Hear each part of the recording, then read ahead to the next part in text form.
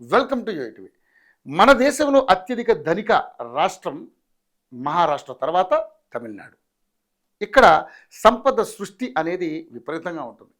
Make in India Atmanirbhar మూలంగా తమిళనాడు రాష్ట్రంలో వివిధ పరిశ్రమలు వస్తుంటాయి. ఎందుకంటే చెన్నై, బెంగళూరు నగరాలకు మధ్య పారిశ్రామిక కారిడార్ను మోడీ సర్కార్ ఏర్పాటు చేసింది. ఇక్కడ పరిశ్రమలు పెట్టే వాళ్లకు ప్రోత్సాహకాలను కూడా అందజేసింది, రాయితీని కూడా కల్పించారు. అలాగే పెద్ద ఎత్తున మౌలిక సదుపాయాలను కూడా కల్పించారు. దీంతో సహజంగానే వివిధ తయారీ పరిశ్రమల్లో పెద్ద ఎత్తున పెట్టుబడి పెట్టి ఉత్పత్తులను తయారు చేస్తున్నారు. ఈ విధంగా ఆర్థికంగా రాష్ట్రం ఎప్పుడు కూడా పైనే ఉంటుంది. ఈ క్రమంలోనే రాష్ట్రంలో అవినీతి కూడా ఎక్కువగానే జరుగుతోంది. ముఖ్యంగా తమిళనాడు సీఎంగా స్టాలిన్ అయిన దగ్గర నుంచి కూడా అవినీతి ఇంకా విస్తరించింది. ఎక్కడ చూసినా కూడా చందాలు, కమిషన్లు, దందాలు కనిపిస్తున్నాయి.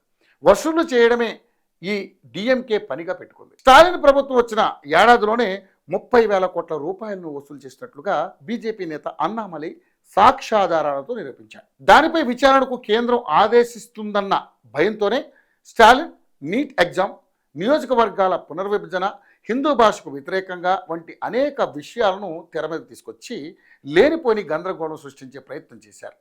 మన దేశం నుంచి తమిళనాడును విడదీసే ప్రయత్నం చేస్తున్నారు. అందుకే స్టాలిన్ను సాధ్యమైనంత త్వరగా ఇంటికి పంపించేందుకు మోడీ ప్రభుత్వం సన్నాహాలు ప్రారంభించింది. అందుకే స్టాలిన్కు సంబంధించి వ్యతిరేక ఓటు చీలిపోకుండా అన్నాడీఎంకే పార్టీతో బీజేపీ పొత్తు పెట్టుకుంది.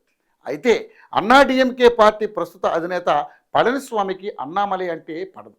ఇందుకు కారణం తక్కువ సమయంలో జనాదరణ పొందారని. అలాంటి పళనిస్వామి ఉన్న పార్టీతో బీజేపీ ఎందుకు పొత్తు పెట్టుకుంటుంది అంటే ఒక ముళ్ళును ఇంకో ముళ్ళుతోనే తీయాలి. అందుకే ఈసారి ఎలాగైనా డిఎంకేను ఓడించేందుకు అన్నా డిఎంకేతో పొత్తు పెట్టుకుంది. అలా అని అన్నామలైను పక్కకు పెట్టలేదు. అధ్యక్ష పదవి నుంచి దించిన కూడా జాతీయ స్థాయిలో అన్నామలైకి అత్యున్నత పదవిని కట్టబెట్టుతున్నట్లుగా తెలుస్తోంది. ఇదిలా ఉండగానే సీఎం స్టాలిన్ బీహార్లో కాంగ్రెస్ అగ్రనేత రాహుల్ గాంధీ చేస్తున్న ఓట్ అధికార యాత్రకు మద్దతు ఇచ్చారు.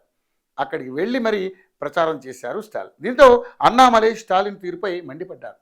మొన్నటి వరకు బీహార్పై విమర్శలు చేశావు, బీహారీ ప్రజలకు నాగరికత తెలియదని అన్నావు, అలాంటి నువ్వు ఎలా వెళ్ళావని అన్నామలై ప్రశ్నించారు. అంతేకాకుండా సనాతన ధర్మాన్ని లేకుండా చేస్తాను అని చెప్పి ఉదయనిధి స్టాలిన్ చేసిన వ్యాఖ్యలను బీహార్లో కూడా మాట్లాడమను అంటూ అన్నామలై సవాల్ విసిరారు. బీహార్ వాళ్ళు మీరు అనుకున్నంత అమాయకులు ఏం కాదు అంటూ కూడా చురకలంటించారు. ద్రవిడ సిద్ధాంతం పేరుతో తమిళనాడును ప్రపంచానికి దూరం చేశారు. ఇప్పుడు ఏ మొహం పెట్టుకుని బీహార్కు వెళ్ళావు అంటూ స్టాలిన్పై విరుచుకుపడ్డారు. అంతేకాకుండా బీహార్ పర్యటనకు అన్నామలై వెళ్లారు. ఆలోపే స్టాలిన్ బీహార్ నుంచి తమిళనాడుకు వచ్చేశారు.